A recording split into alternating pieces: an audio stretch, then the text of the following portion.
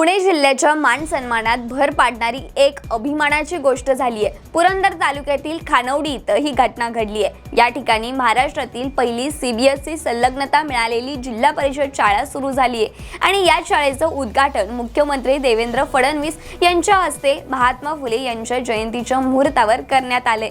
ग्रामीण भागातील शिक्षणासाठी ही एक नवीन सुरुवात मानली जाते। या शाळेची खास गोष्ट म्हणजे इथे पहिलीपासून 12वी पर्यंत शिक्षणाची सोय एकाच ठिकाणी उपलब्ध आहे। त्यामुळे आता गावातील विद्यार्थ्यांना पुढील शिक्षणासाठी शहरात जाण्याची गरज भासणार नाहीये।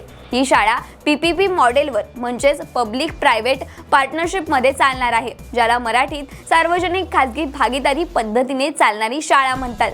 याच आधारावर विद्यार्थ्यांना दर्जेदार आणि आधुनिक शिक्षण मिळणार आहे। याचबरोबर लांबच्या गावांमधून येणाऱ्या मुलांसाठी इतर राहण्याची आणि जेवणाची उत्तम निवासी सोय करण्यात आली आहे। तसंच शाळेमध्ये अत्याधुनिक विज्ञान प्रयोगशाळा, कॉम्प्युटर लॅब्स आणि डिजिटल शिक्षणाची सुविधा देण्यात आली आहे। खासगी आंतरराष्ट्रीय शाळांप्रमाणेच इथेही हायटेक सुविधा उपलब्ध असल्याने ग्रामीण विद्यार्थ्यांना मोठा फायदा होणार आहे। याचबरोबर विद्यार्थ्यांना शाळेत ये-जा करण्यासाठी मोफत बस सेवा देखील उपलब्ध करून देण्यात येणार आहे।